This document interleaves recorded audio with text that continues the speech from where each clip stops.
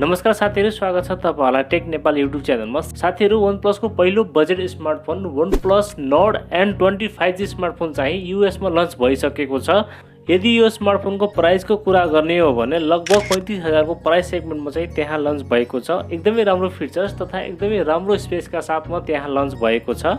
आजको भिडियोमा साथीहरु यो स्मार्टफोनका स्पेसिफिकेसन तथा यो स्मार्टफोनमा के कस्ता फिचरहरु देख्न मिल्नेछ, साथै यो स्मार्टफोन हाम्रो नेपालमा कहिलेसम्म लन्च हुनेछ र कुन प्राइस पोइन्टमा आउनेछ, सबै चीजको बारेमा आज हामी यसै भिडियोमा डिस्कस गर्नेछौं। त्यसैले साथीहरु भिडियोलाई एकछिन पनि स्किप नगरेर अन्तसम्म हेर्नु होला र यदि तपाईहरु हाम्रो च्यानलमा नयाँ हुनुहुन्छ भने प्लिज हाम्रो च्यानललाई सब्स्क्राइब गरिदिनु होला र साथमा रहेको बेल नोटिफिकेसनलाई प्रेस गरी नोटिफिकेसन अल गरिदिनु होला। अब साथीहरु, तपाईहरुको टाइम पास नगरी लागौं भिडियोतर्फ। सबैभन्दा पहिला साथीहरु, यो स्मार्टफोनको बिल्ड क्वालिटी र डिजाइनको बारेमा कुरा गर्नेछौं। बिल्ड क्वालिटीको बारेमा कुरा गर्नुपर्दा साथीहरु, यसमा चाहिँ तपाईलाई प्लास्टिक ब्याग दिएको छ, प्लास्टिक फ्रेमको साथमा। भने अगाडिपटि चाहिँ तपाईहरुलाई गोरिल्ला ग्लास 3 को प्रोटेक्सन दिएको छ। डिजाइनमा चाहिँ साथीहरु पछाडिपटि तपाईहरुलाई टप लेफ्ट साइडमा ट्रिपल रियर क्यामेराको सेटअप दिएको छ अनि बीचमा चाहिँ तपाईहरुलाई OnePlus को लोगो दिएको छ र लास्टमा चाहिँ तपाईहरुलाई OnePlus को ब्रान्डिङ देख्न मिल्नेछ।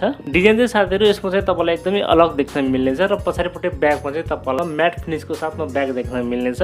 बिल्ड क्वालिटी र डिजाइन चाहिँ साथीहरु यसमा तपाईलाई एकदमै प्रिमियम देख्न मिल्नेछ। याद राख्नु साथीहरु, यो स्मार्टफोन चाहिँ OnePlus को बजेट स्मार्टफोन हो। डिस्प्लेको कुरा गर्नुपर्दा साथीहरु, यसमा चाहिँ तपाईलाई 6.43 इन्चको एमोलेड डिस्प्ले दिएको छ। यो चाहिँ फुल एचडी प्लस डिस्प्ले हो। अलिकति यसको डाउनग्रेड के छ भन्दा साथीहरु, यहाँनिर चाहिँ तपाईलाई हाई रिफ्रेश रेट दिएको छैन। बाकी तपाईलाई यो डिस्प्लेमा चाहिँ गेमिङहरु गर्नको लागि, कन्टेन्टहरु वाचिङ गर्नको लागि कुनै पनि त्यस्तो समस्या आउने छैन। प्राइसिङ अनुसार चाहिँ साथीहरु तपाईलाई डिस्प्ले एकदमै राम्रो दिएको छ। अब साथीहरु, परफर्मेन्सको कुरा गर्नुपर्दा यसमा चाहिँ तपाईलाई क्वालकम स्न्यापड्र्यागनको 695 5G चिपसेट देख्न मिल्नेछ, जुन एउटा 6 नैनोमिटरमा बनेको चिपसेट हो। यसमा तपाईलाई हिटिङको इस्यु एकदमै कम देख्न मिल्नेछ र यो चाहिँ पावर एफिसिएन्सी चिपसेट हो, जसले ब्याट्री पनि एकदमै कम कन्ज्युम गर्नेछ।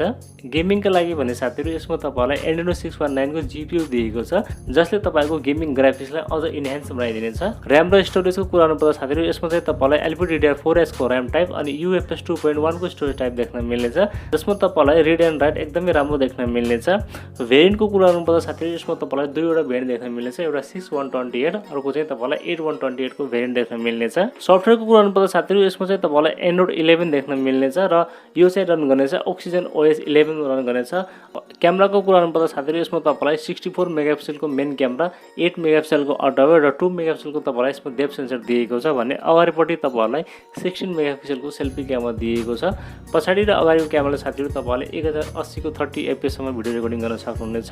प्राइसिङ अनुसार चाहिँ साथीहरु यसमा तपाईलाई क्यामेरा सेटअप पनि एकदमै राम्रो देख्न मिल्नेछ। क्यामेराको मामलामा चाहिँ साथीहरु यसमा तपाईलाई कुनै पनि शिकायत आउने छैन।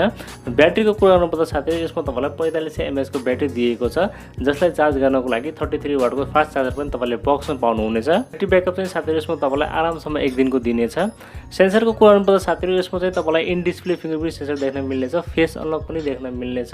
यसमा चाहिँ तपाईलाई 3.5 mm को ज्याक पनि दिएको छ, टाइप सी पोर्ट पनि देख्न मिल्नेछ र साथमा चाहिँ तपाईलाई यसमा ड्युअल स्टेरियो स्पिकर पनि दिएको छ। यी बेसिक सबै सेन्सरहरु चाहिँ यसमा तपाईलाई देख्न मिल्नेछ। अब साथीहरु, यो स्मार्टफोनको एक्सपेक्ट प्राइसको बारेमा कुरा गर्नुपर्दा यसको 6GB र्याम र 128GB को इन्टरनल भेरिएन्टलाई चाहिँ हाम्रो नेपालमा लगभग 35,000 सम्म पर्नेछ। अब साथीहरु, हेरौँ यो स्मार्टफोन चाहिँ हाम्रो नेपालमा कहिलेसम्म लन्च हुनेछ।